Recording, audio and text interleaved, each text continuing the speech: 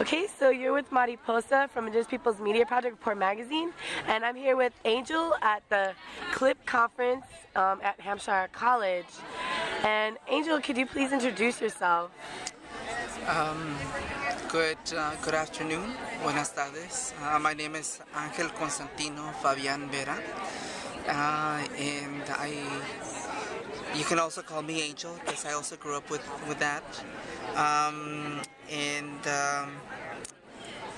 Gosh, I'm here at the CLIP conference, and it's wonderful to connect with Indigenous folk and with queer folk and with racial justice folk in all sorts of levels. And so I am an immigrant. My family has a long tradition of migration, but before I go into that, I come from the Bensa people, or the people of the clouds.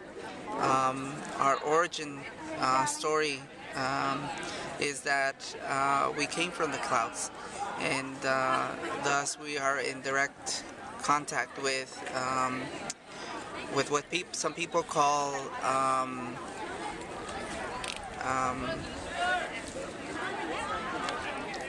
gods. We call them energies, and so that's our lineage, you might say.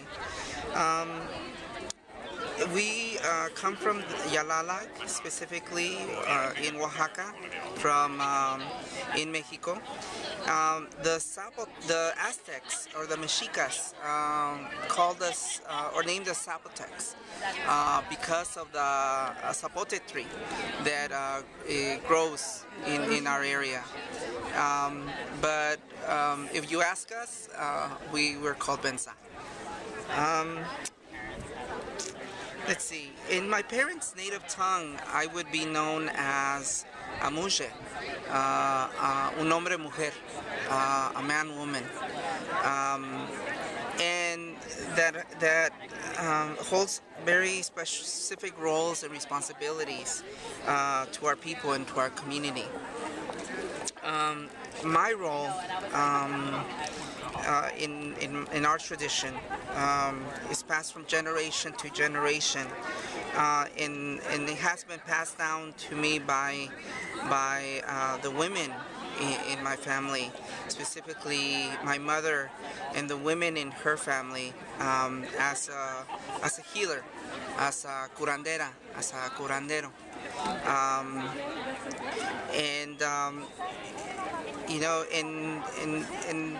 And it has survived, or the medicine has survived, by teachings.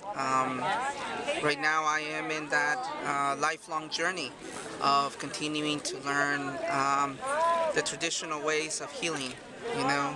I also, have my background and my place of privilege as a man, and also as someone who has had higher education privilege. Also is around health, and unfortunately in the many medical industrial complexes that currently exist, but that unfortunately at this point they're still very, very critical and necessary for maintaining some type of just physical health in our communities, and get access by many community members, along with the many traditional ways of healing. I say that long introduction because of the work that I am here with. I am here with the Two Spirits First Nations Collective, and what we try to ensure is that we have that we do a lot of cultural reclamation of our language, cultural reclamation of our identities, cultural reclamation of our identities as Two-Spirit folk in our traditional ways, reclamation on our land, on our bodies, and hold that, because then other forces, all other oppressive forces, cannot move us, and cannot shake us, and cannot break us down. Um, and so we strive to make sure that we talk about all of these things, that we talk about indigenous rights, indigenous ways, to be able to counteract, all these forces, all these forces that keep continuing to perpetuate genocide in our communities. So, with that being said, I was asked by Mariposa, hi Mariposa, Hi. to talk a little bit about my immigrant story, or my migration story. And honestly, I have to say that we've always been migratory people. You know, I tell people that are very anti-immigrant, especially anti-Mexican immigrant, that if you don't know the story of Aslan, then you should know Aslan. In that the Southwest was where people migrated from to the South to establish Tenochtitlan. And so when Mexican people come to the U.S., we're just coming back home, and that's historical memory, and that's and that is beyond any of the made-up borders that currently exist. My particular family, both of my parents were born and raised in Oaxaca, and migrated to Mexico City for different reasons, and established themselves there in the northern part of Mexico City. And from then, because of life situations again, my mother brought my brother, my sister, and I, the youngest of her children, to the United States. Mind you, before then, she had been in the U.S. for around 5 years, establishing herself, finding community, finding the means to be able to afford the crossing of her children, and the reconnection of, and so I say a lot that my mother had tenía ovarios de oro, ovaries of gold, extremely amazing healer, woman warrior, that was able to bring us to the U.S. We landed in the migrant labor camps. Well, before then, we were caught in the border once, and what I shared yesterday is that there's very very painful memories of the helicopters, of being caught the first time that we tried to cross, of being put in paddy wagons and being sent back to Tijuana, and then trying to figure out whether or not we were going to do it again, and we were this close, so why not? And so we did it again, and it worked. It finally worked, and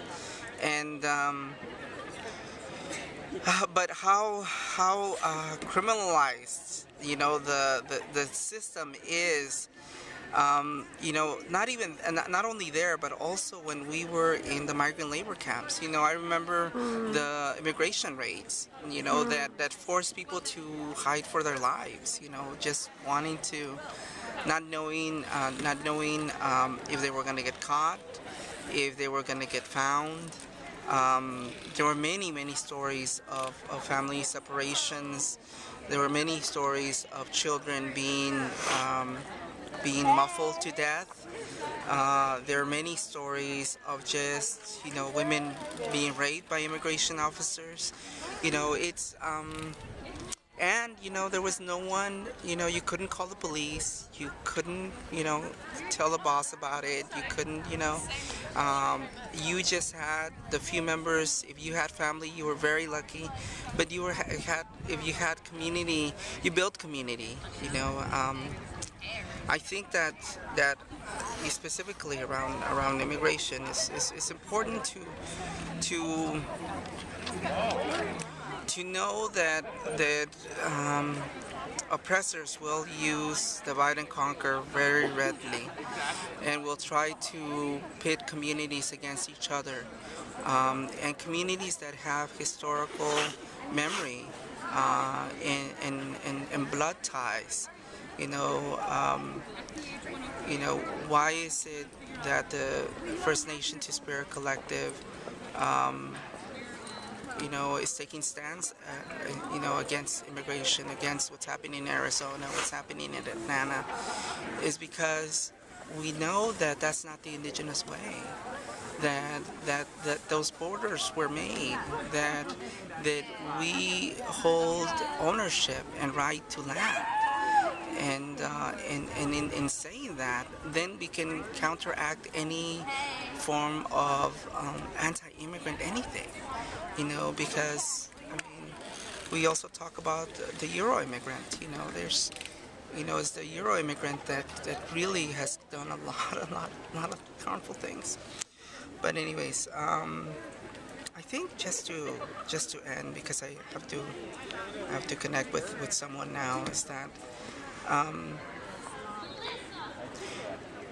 it's important to reclaim language, reclaim identity, reclaim purpose, reclaim spirit, in order to be able to continue connecting with folks on multiple levels. That oppression and genocide has left really deep wounds in our communities, and we have the opportunity through connecting in my particular case, connecting to Creator through Spirit, that we can begin healing and continue advocating, continue educating, continue politicizing, continue telling our truths, for the many generations to come. So, thank you. Thank you so much, Angel.